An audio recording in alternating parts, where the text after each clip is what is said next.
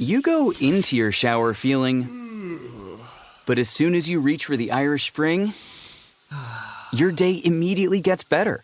That crisp, fresh, unmistakable Irish Spring scent zings your brain and awakens your senses. So when you finally emerge from the shower, 37 minutes later, because you pay the water bill so you can stay in there as long as you want, you're ready to take on the day and smell great doing it. Irish Spring Body Wash and Bar Soap. Fresh, green, Irish. Shop now at Walmart. From hobby farmers to weekend gardeners and everyone in between, Tractor Supply trusts 5G solutions from T-Mobile for Business to make shopping more personal. Together, we're connecting over 2,200 stores with 5G business internet and powering AI so team members can match shoppers with products faster. You're all set. This is enriching customer experience. This is Tractor Supply with T-Mobile for Business. Take your business further at T-Mobile.com/now. Any word on Andrew Thomas? No, I'll get all that stuff later today, and then fill you guys in on Wednesday. No sense, no nothing, just straight, no nothing at this point. Yeah, I got to meet with I still have to meet with the doctors and the trainers. Okay. You mentioned a couple of times yesterday. I'm talking about the offense, and that's on me. Put it on me, and that's on me. Put it on me. What can you do when you look at it, and you look at it as the head coach, as the play caller, in a self-assessment mode, and I guess you go over every play and every call and every decision, and you know what I mean? If it's on you, which it is obviously, and you admit that, how do you assess it and then correct it?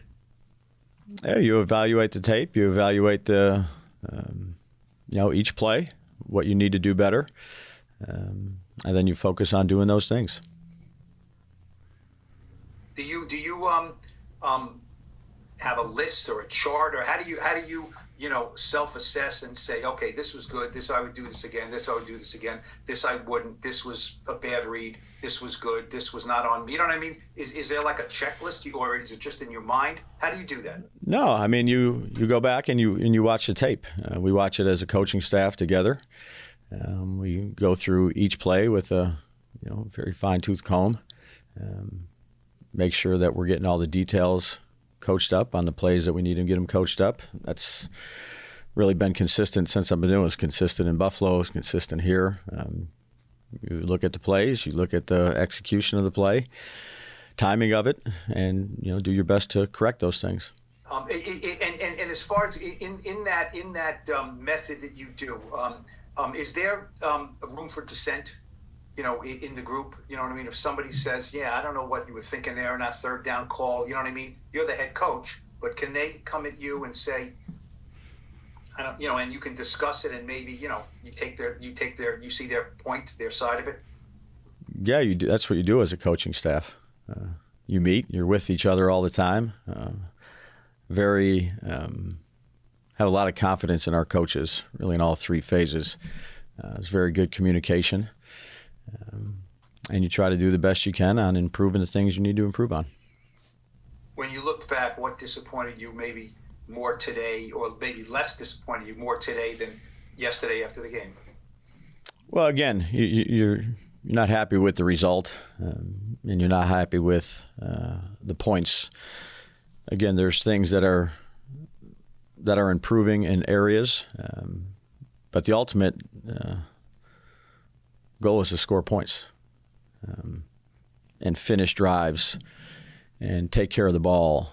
And, third and fourth and short was productive. Third and 6+ was not productive. There wasn't a lot of negative plays. We're staying in the positive for the most part, but our inability, I would say, this game, and to generate explosive plays, whether that's through the run or through the air, is not where I want it to be right now. So we'll keep doing it, keep calling them, and we just got to keep on improving in that area. Because it's, again, 16 play drives for touchdowns. It's hard to do on a consistent basis. So you couple that with red zone and some missed opportunities in the kicking game, throughout, I'd say, the course of the past couple weeks, there's, we got to score more points. Thank you again. Yep. Patty, Trina. Hey, Dave, how are you? Patty? This might be a simple question, I don't know, but Daniel's been kind of inconsistent. I think, played well the last couple of weeks, had some ups and downs this week. What can you do to kind of, calm him down, to get him back to playing more consistently? Are you just talking about last game, or are you talking about weeks before that? Just overall, I mean, to get him more consistent. Well, I mean, that's what you're always trying to do with a quarterback. Whether it's completion plays, chunk plays, quarterback runs, move the pocket, screens. Again, you touch the ball on every play, and your goal as a quarterback is to come out of that game making the proper decision on every play. Certainly, that's not going to happen all the time, but Daniel, like I've said plenty of times, he's doing everything he can to be as good as he can be. But do you ever have to sit down with him, especially after a bad mistake or what he, mistake like that interception where he admitted, he'd like that one back? And do you just sit down with him and just kind of say, hey, listen, it happens? I mean, how do you approach that? Yeah, I think each situation is probably a little different. Yesterday we talked about it. We moved on. Look, it was, a play that obviously he would like to have back. Told him I have a lot of confidence in him. Asked him, I mean, you're always communicating with your players, Patty. Quarterback, obviously, when you're, talking to him on a play-to-play basis and all the time you spend with him during the week. So, again, you're going to have some of those, just like every player's going to have some of them. And you talk, you coach, you teach, you listen, and you move on. Thank you. Yep. We'll take 4 more. Tom Canavan. Hey, Brian, how you doing? Tom? A couple of quick ones. How did you think Hawk handled the job?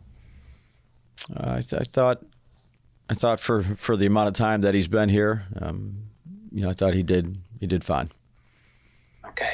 Now, with Joseph, I mean, is there a concern, or do you just think that that end of the stadium has that funky wind which blows everything left?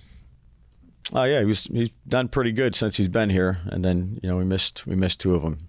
So with the run game, obviously the numbers don't look that great, but in terms of yards per carry and percentages, but that second half, it seemed like you guys grinded it out the way you like to. I mean, how do you strike that balance? The idea of knowing what the numbers say, but also knowing what you're seeing really with your eyes in terms of how guys are performing, because it really seemed like you got in a groove there in that second half, even though the numbers afterwards don't really show that the way especially the way Tracy was running the ball.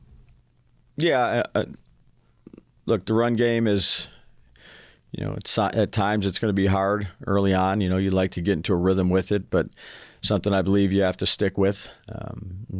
Those runs that are not going for as much early on, you're continuing to lean on them. Hope for better results as the game goes on. You love them, all the way through. But I thought Tracy ran hard again, was productive in the run game and the pass game for us. Made good decisions. He's coming along. The other thing I wanted to ask you, just in terms of the explosives, do you look at the personnel? Do you need to make changes in personnel as to where you're using them schematically, or is this just a matter of execution in your mind?